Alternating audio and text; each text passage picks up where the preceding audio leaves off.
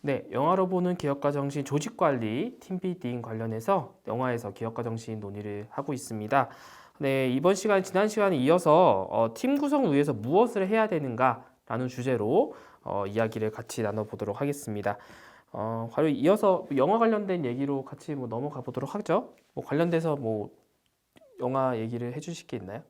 아까 사실 얘기했는데 팀 구성을 위해서는 그 해당 분야 어떤 목적이 있을 거 아니에요. 팀을 구성하는 거, 뭐 기업가님이 발현하기 위해서 세상에 어떤 걸 바꿔야겠다 그렇게 생각했으면 그 목적에서 인간의 한계에 대해서 갖고 있는 자기 인식에 대해서 필요한 모듈들을 잘 분할하고 그 구성된 각각에 대한 모듈에서 누가 가장 잘할 것인가 자기 아는 한도 내에서 그 사람들을 잘 설득을 해야겠죠. 설득해서 팀에 데리고 오고. 근데 설득할 때 꼭 뭐 어떤 좋은 걸로만 설득할 필요는 없는 것 같아요. 그러니까 영화를 같은 거 보면 되게 협박도 하고 그 아까 말씀드린 젠틀맨 리그만 해도 그 어떤 상황을 유도하죠.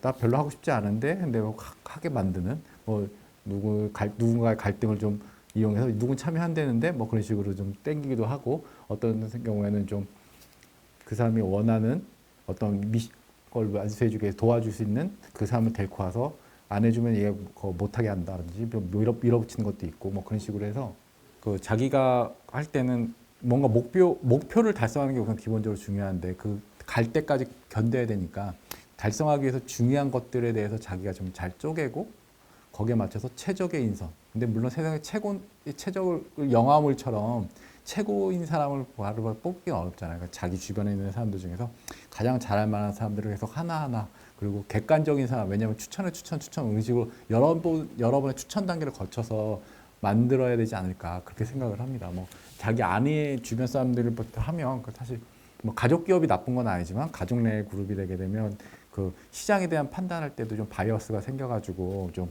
다른 오판을 하기도 쉽고 그렇기 때문에 다양한 이질적인 사람들이 모일 수 있도록 자기보다는 좀 거리가 조금 있는 사람들이 좀 모일 수 있게 팀을 구성하는 게 좋지 않을까 생각해요. 예. 네, 지금 말씀하신 걸 가장 이렇게 잘 구현한 영화 중에 하나가 도둑들이죠.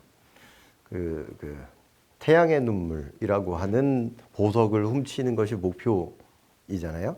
그럼 이제 주인공이었던 김윤석이라고 하는 이 주인공은 자기 인맥과 자기가 알던 사람을 통해서 이렇게 먼저 자 이거 조인할래? 이거 들어올래?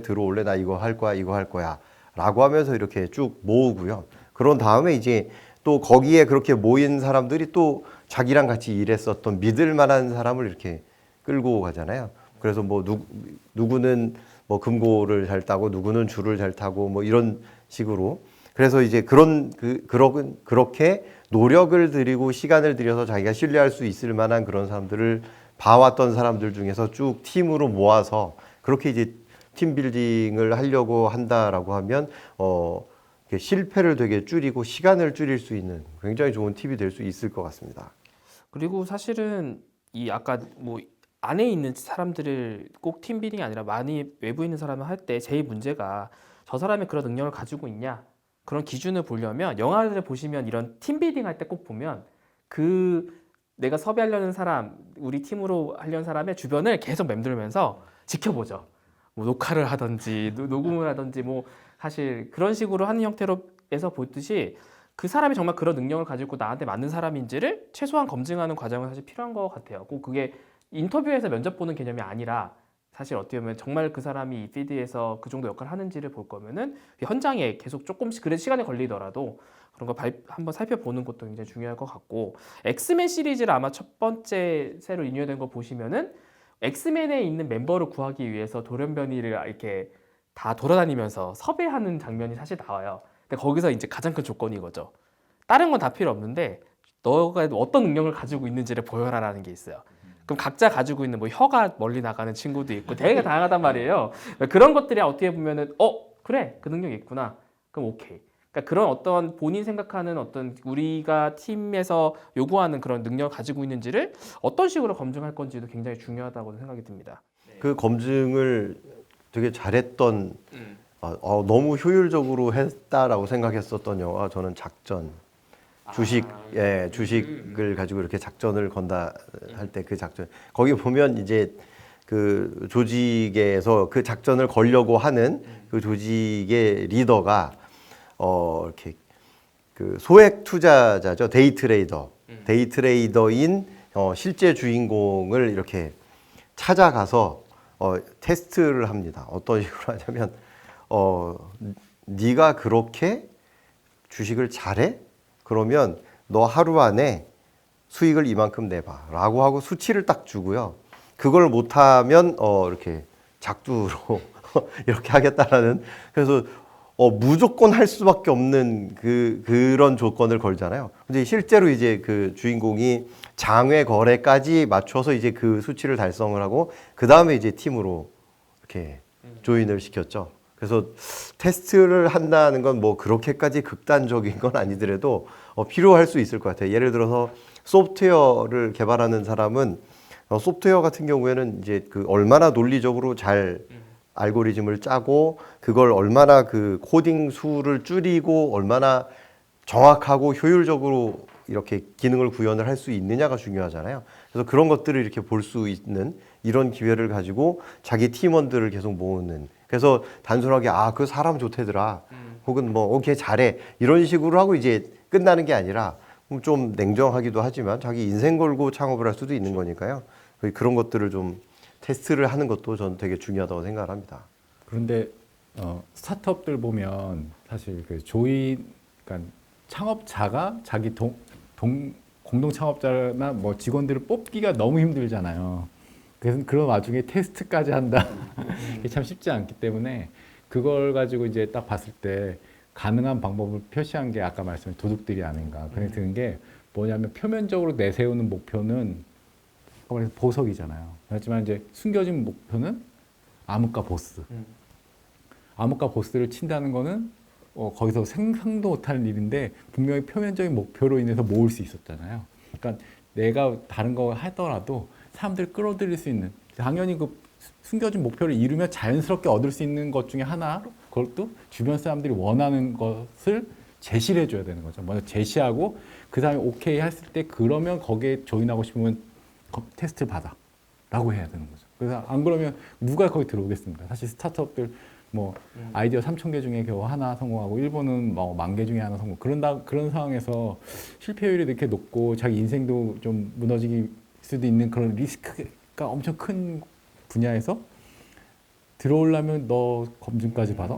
그럼 나 안 할래가 다 들으지 않겠습니까? 그래서 내세울 수 있는 표면적인 목표를 잘 내서야 된다. 그 사람 원하는 거. 1차적으로는 당연히 들어오기 전에 어느 정도는 그런 부분을 테스트라고 하긴 표현하지만 그게 어떤 뭐 스크리닝을 해주는 건 맞는데 스타트업들은 사실 테스트 할 수 있는 여건이 되는 건 아니잖아요. 근데 이제 조금 이런 쪽을 스타트업에서 팀이 잘한다는 분들은 이런 태스크를 내보낼 때 테스트도 같이 하는 그런 부분이 있는 거죠. 왜냐하면 이 친구가 들어왔다고 해서 당장 우리 메인 핵심 멤버의 신뢰관계를 구축하는 건 아니잖아요. 들어온 다음에 테스트이지만 그 업무를 시켰을 때 그런 와중에서 어느 정도로 그 능력을 발휘하는지에 따라서 결국 신뢰관계가 사실은 그게 올라가는 거잖아요. 어떻게 보면은. 그래서 아무래도 리소스가 적기 때문에 뭐 바로 이 그 스타트업 안에 있는 그런 업무를 진행하는 데 있어서 어떤 식으로 그거에 대해서 포텐셜을 보일지 이런 것들을 볼 수 있을 것 같다는 생각이 들고요. 또 하나 얘기를 해볼 수 있는 건 그 도둑들이라는 영화에서 김윤석의 별명이 혹시 뭔지 아세요? 김윤석의 그 극 중에서의 이 통칭되는 이름이 뭔지 아세요? 마카오 팍이라고 했잖아요. 자기가 일단 실력이 좋아야 된다는 걸 잊지 말아야 됩니다. 왜냐하면 거기에 이제 그런 표현들이 나오거든요. 마카오 팍이 이번에 뭐 한대. 그러니까 이제 그럼 나도 들어갈래. 라고 얘기를 하거든요. 그 얘기는 뭐냐면 그 마카오 팍이라는 그 이름이 갖고 있는 이제 히스토리가 있는 거죠. 그 사람이 그런 별칭으로 불릴 수밖에 없었던 건 그 안에 있었던 그게 이제 뭐 도둑이나 뭐 사기에 대한 거니까 좋은 실적은 아니지만 그 업계에서는 굉장히 좋은 실적과 레퍼런스를 가지고 있었기 때문에 그 사람이 뭔가를 하면 이렇게 뭔가 나한테 큰 도움이 될 거야. 나도 저걸 하고 싶어. 재밌을 거야. 이런 느낌을 받을 수 있게 하는 게 중요하다라는 거고, 그러려면 기본적으로 자기가 실력이, 그 히스토리를 쌓기 위해서는 자기가 실력이 있어야 되는 거잖아요. 네. 그래서 자기의 실력을 일단은 어떤 식으로든 높여야 된다. 그게 뭐 개발이 됐든 디자인 능력이 됐든 혹은 기획 능력이 됐든.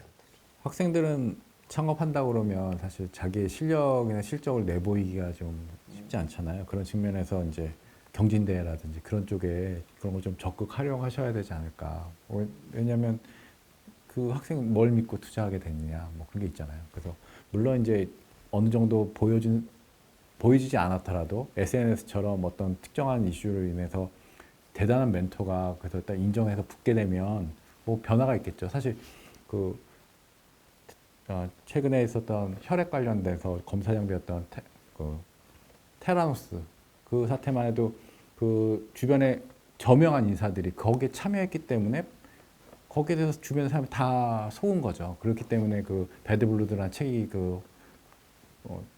베스트셀러가 됐던 것도 있고 그런 것처럼 주변에 나이가 부족하다면 내 주변에 어떤 사회적으로 좀 멘토가 될 수 있는 사람 그런 사람들과 연합을 좀 잘 해야 된다. 뭐 그리고 그런 네트워크를 어디서 구할 것이냐 보면 요즘 선배 창업자들이 후배를 도와주기 위해서 많이 도와준 경우가 있잖아요. 그런 분들도 정부에서 또 잘 모아놨고 그렇기 때문에 그런 분들을 한번 찾아보는 것도 그거 좋지 않을까 생각됩니다. 방금 경진대회 말씀을 하셔서 이렇게 한 말씀 좀 드리면 경진대회에 대해서 좀 여러 가지 그 좋은 효과에 대해서도 우리 학생들이 좀 보여줄 필요가 있어요. 예를 들면 첫 번째는 경진대회에 자기가 나간다라고 하는 건 검증을 받는 겁니다. 어떤 경진대회 나가서 몇 위까지 들어갔다 혹은 뭐 본선까지 들어갔다 이 자체는 내 아이템이 이 정도까지는 먹히는구나 이것들을 이제 볼 수가 있기 때문에 그만큼 이제 판단을 할 수 있게 되는 거죠. 이걸 더 갈 수 있다 혹은 못 간다. 그래서 그런 면이 이제 경진대회가 가지고 있는 첫 번째 기능이고요. 두 번째 같은 경우에는 마케팅으로서 효과가 좋습니다. 말씀하셨던 것처럼 어떤 경진대회에서 입상을 했다 혹은 뭐 몇 등을 했다 이런 것들이 있으면 그 자체가 이미 검증을 받았다라고 하는 거기 때문에 투자자들한테 얘기하기도 좋고요.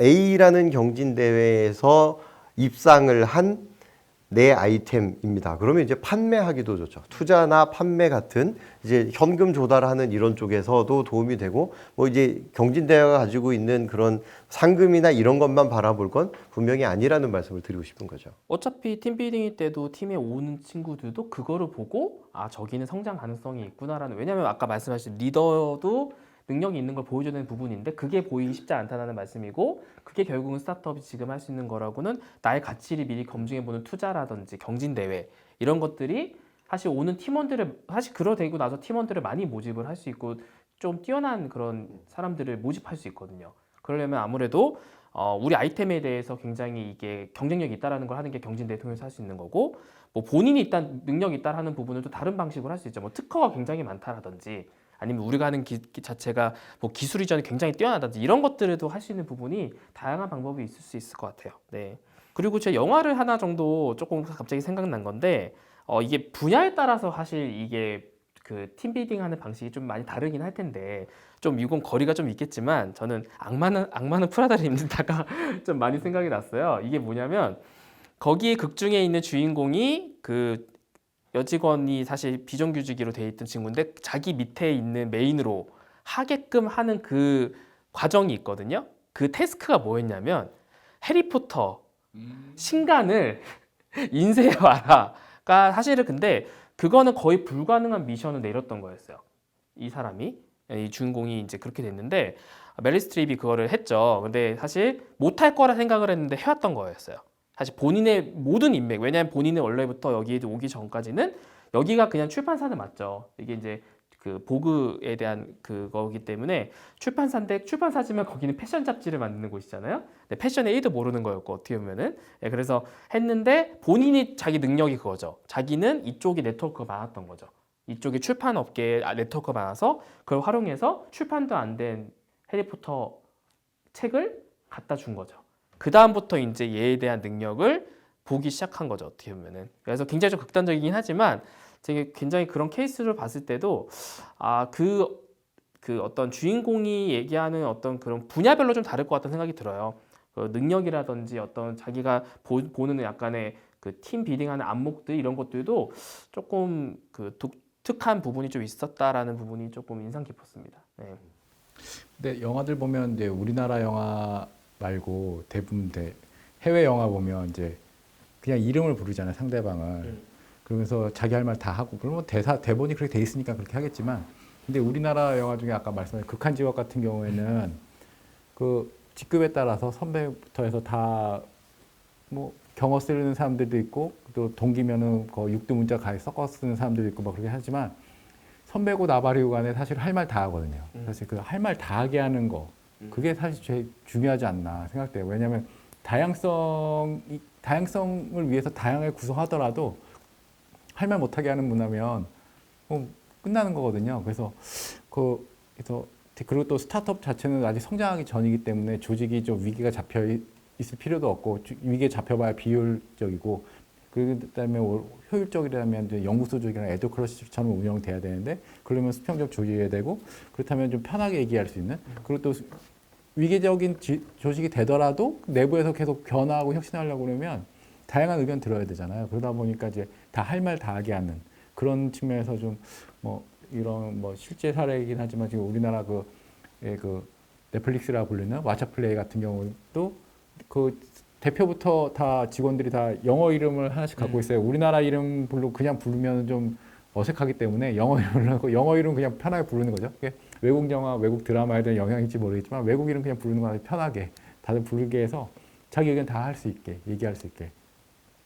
그게 또 약간 그게 좀 상황을 좀 부드럽게 만드는 것도 없잖아 있는 것 같고, 그 외국에서 그냥 어쩔 수 없이 이름을 부르니까 그냥 전혀 어색하지 않게 하지만, 우리나라에서 그냥 이름 부르면서 그냥 위아래 없이 부르는 거에 대해서는 상당히 좀 거부감 있잖아요. 그런데 하지만 좀 실제 성공적인 뭔가 조직 형태 되기 위해서는 밑에서도 자연스럽게 의견을 낼 수 있는 그런 조직 문화를 좀 만들어야 팀이 운영에 좀 효율적이지 않을까, 그런 생각이 갑자기 들었어요. 말씀하셨던 의사소통이 되게 중요한 게, 말씀하셨던 그 극한 직업이라는 영화에 보면 끊임없이 나오는 질문이 있습니다. 도대체 우리가 왜 여기서 이러고 있는 거냐라고 하잖아요. 원래 정체성은 공직에 있는 그냥 경찰 업무를 하는 사람들인데, 이렇게 통닭집을 하면서 자기들이 생각하지 못했던 그런 새로운 가치관을 계속 받아들일 수밖에 없는 상태고, 그러니까 그런 것들이 나왔을 때 저는 그 팀의 리더가 참 한편으로는 좀 답답하기도 한데 한편으로는 참 좋다라고 볼 수 있는 게, 그 밑에 있는 직원들 보면 되게 똘똘한 친구도 있고 이렇게 잘하는 친구도 있는데, 이 사람은 보면 뭔가 조금 이렇게 도와줘야 될 것 같은 사람이잖아요, 분위기가. 그러다 보니까 그 팀원들이 좀 나쁘게 얘기를 하면 그 리더를 좀 우습게 보는 성향도 있어요. 그냥 말을 막 하잖아요. 말씀하셨던 것처럼 말을 막 하는데 그 말의 내용이 계속 좋은 질문이었던 거죠. 도대체 우리가 하는 여기 이러고 있는 목적이 뭐야? 우리는 경찰이야, 통닭집 주인이야? 이런 정체성에 대해서 계속 고민을 하게 되는데, 자, 이게 스타트업을 가지고 이제 창업해서 이렇게 뭔가를 만들어 나가기 시작하면 어느 한 시점이 되면 한 번이 아니고 여러 번 오게 됩니다. 우리 뭐 하는 조직이야? 우리는 무엇을 파는 곳이야? 우리는 고객한테 어떤 가치를 줄 거야? 우리는 서로 어떤 관계에 있어? 이런 고민들을 하게 되거든요. 그런 고민들을 조금이라도 더 이렇게 공유를 하고 의사소통을 이렇게 좀 빠르게 하고 많이 해서 이 철학을 계속 유지하고 견지해 나가는 게 이 창업 기업에서는 되게 중요한 이슈 중에 하나일 겁니다. 결론은 마지막에 저는 이제 그 학교에서 많이 배웠던 거는, 스타트업이 됐던 기업이 됐던 조직 프로젝트를 할 때 방향성 설정, 비전, 미션을 설정해야 된다는 게 중요한 거죠. 근데 이게 리더가 비전, 미션을 자꾸 흔들리게 하면은 팀원들로 하여금 그 방향성이 없어지는 거예요. 자꾸 질문하게 되는 거죠. 우리가 이걸 왜 해야 되는 거예요? 왜 해야 되는 거예요? 그러면 거기에 무시하고 그냥 해라고 한다 그러면 이 조직은 사실 워킹하지 않게 되는 거죠, 어떻게 보면. 그래서 굉장히 우리가 해야 되는 비전과 미션이 계속 바뀔 수 있지만, 그 전체적인 흐름의 끝 위에 있는 거는 모두 팀원들과 팀 리더가 공감해서 가져가야지 이 팀이 굉장히 잘 워킹할 수 있는 거고, 근데 팀 리더가 그걸 고민하는 게 굉장히 어려운 건 맞아요. 이 계속적으로 이런 비전의 미션을 고민하고 직원들한테 밑에 있는 직원들한테 그런 것들을 사실 업무로 맡기고 하는 것들이 끊임없는 계속 고민이 될 거라 생각이 들거든요. 그런 부분은 사실 정답이 있는 건 아니기 때문에 다양한 많은 경험, 어차피 처음부터 잘 팀비딩이 되진 않을 겁니다. 반드시. 뭐 그런 부분을 자꾸 경험해보고 자꾸 이거를 그 다양한 의견들을 들어보고 하는 과정이 거쳐가야지 좋을 것 같다는 생각이 듭니다. 근데 이제 좀 그 제가 요즘 다행이라고 생각했었던 부분은 뭐냐면 예전에 우리가 어떤 팀 그러면 머릿속에 이렇게 그려지는 게 스티브 잡스의 그 차고 이런 식으로 해서 거기에 사람들이 몰려 있는 이런 걸 우리가 그렸는데 이제 뭐 어떤 그런 그 감염 위기라든지 뭐 이런 거 때문에 각각 다 떨어질 수밖에 없는 상황이 되었다라는 점이 저는 앞으로 이제 팀 간의 의사소통이나 이런 거에 있어서 조금 더 이렇게 좋게 되지 않을까라는 순기능을 좀 봤습니다. 예를 들어서 예전에는 전화 통화로 해도 좀 모자라다라고 생각을 하고 야 일단 만나서 얘기해 이렇게 얘기를 했었는데 요즘 같은 경우에는 이제 뭐 이렇게 만날 수도 있고 뭐 아니면 온라인으로 할 수도 있고 뭐 이런 것들이 유연성을 갖추기 시작했고 이게 의사소통 수단이 좀 더 이렇게 받아들이기 쉬워진 그래서 그 영화 중에 보면 마션이라고 하는 영화에 보면 그냥 화성하고 지구의 문제가 아니고요. 화성과 나사 그리고 이제 캘리포니아에 있는 대학 하다못해 중국까지 가게 되고요. 이제 이 모든 사람들이 다 화상으로 이렇게 의사소통을 하면서 끝내는 이제 구출해 왔잖아요. 그런 걸 봤을 때 의사소통의 수단이 좀 더 좋아지고 했었던 거. 그래서 온라인을 좀 더 적극적으로 활용을 해도 좋겠다. 이런 생각을 좀 해봤습니다. 뭐 의사소통뿐만 아니라 이거 마션의 그런 걸 보면 무조건 팀에 그 해당 역량을 꼭 내재화해야 될 필요는 없거든요. 되게 필수적인 것만 내재하고 나사가 굳이 다 갖고 있을 필요 없잖아요. 뭐 나사가 자원을 사용할 수 있는 건 나사 걸 쓰고 없으면 중국 거 쓰로 다 그들도 한 팀이고 그들이 다 외부에 있어도 도와줄 수 있으면 도와줄 수 있게 위치에 있으면 되거든요. 적재에 쓸 수 있으면. 그러니까 꼭 내재하는 게 아니라 외부에 있는 자원도 어떻게 하면 내재화하듯이 내 필요할 때 쓸 수 있는지 그거에 대해서 고민을 좀 하셔야 되지 않을까. 팀에 대해서 스타트업이잖아요. 네. 스타트업이라는 게 가진 게 없는데. 저는 이제 이해관계자 관련된 연구를 조금 진행하고 있는데 저희 비즈니스 모델 캠퍼스 보시면 항상 그 왼쪽이 세 개 블럭 리소스 그다음에 액티비티 파트너 요거 설명할 때 항상 하는 게 있어요.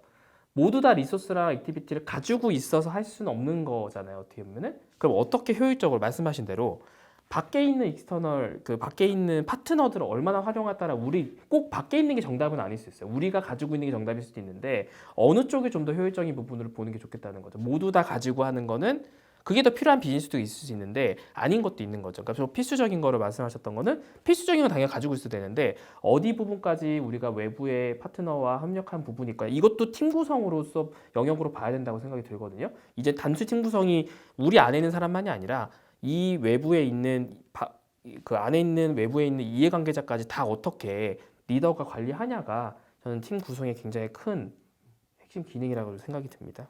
저희가 지금 조직 관리와 이제 팀 빌딩으로 총 3번째 세션에 걸쳐서 영화를 통해서 살펴봤는데요. 네, 오늘 마지막으로 좀 관련돼서 뭐 한두 마디 정도 더 해주실 게 있으시면 듣고 마무리하도록 하겠습니다. 제가 먼저 번 시간에 이렇게 제가 인상 깊게 왔던 명대사를 말씀을 드렸잖아요. 요번에도 하나 들고 나왔는데요. 지금 나왔었던 영화는 아닙니다. 쭉 나왔었던 영화는 아닌데 우리 또 그 잘생긴 조인성 배우가 주인공한 비열한 거리라는 영화에 보면 이제 이런 대사가 있습니다. 세상에서 성공하려면 딱 2가지만 알면 돼. 첫 번째는 나한테 필요한 사람이 누군지. 2번째는 그 사람이 뭘 필요로 하는지. 이게 왜 중요하냐면 앞에 쭉 말씀드렸었던 내용처럼 팀을 끌고 가는 거나 그다음에 파트너 체계를 움직이는 거나 이 모든 것들은 결국은 그 사람이 그걸 필요해라고 느끼게 만들어야 되는 거고 그리고 그 사람 속에 있는 필요를 우리가 찾아야 되는 거거든요. 그래서 모든 이런 그 의사소통이나 아니면 팀빌딩을 위한 이런 활동들은 결국은 서로가 서로를 필요로 하는 데에서 시작이 되는 거니까 서로 같은 팀에 있는 혹은 내 파트너의 필요를 조금 더 잘 알고 어떻게 채울지를 고민해보는 이런 것들이 팀빌딩에 있어서 꼭 필요하지 않을까 이렇게 생각을 해봤습니다. 항상 하던 얘기긴 한데 사람의 그 인지 능력에서는 좀 한계가 무조건 있거든요. 그러다 보니까 또 가질 수 있는 역량에도 당연히 한계가 있고요. 그러다 보니까 발전이라든지 생존이라든지 다양한 목표에 의해서 그걸 달성하기 위해서는 다양한 역량, 다양한 사람들이 와야 되고 다양한 검을 가지고 살아야 되는데 그런 사람들 모아더라도 그 사람들이 자기의 그 역량을 발휘할 수 있는 그런 환경이 되지 않으면 또 그것도 다 묻히게 되는 거잖아요. 그러다 보니까 가능하면 다양한 사람을 모으고 그 사람들이 제대로 그 역량을 꽃피울 수 있게 수평적 조직 만드는 그걸 어떻게 또 꾸준히 유지해 가느냐 그런 거에서 좀 고민을 하면서 문화를 좀 구성하는 게 필수적이지 않을까 우리 생각합니다. 네, 영화로 보는 기업가 정시 조직관리 팀비딩 관련해서 오늘 두 번째 시간을 가졌고요. 이제 다음 시간에는 세 번째 설득과 관련된 주제로 찾아뵙도록 하겠습니다.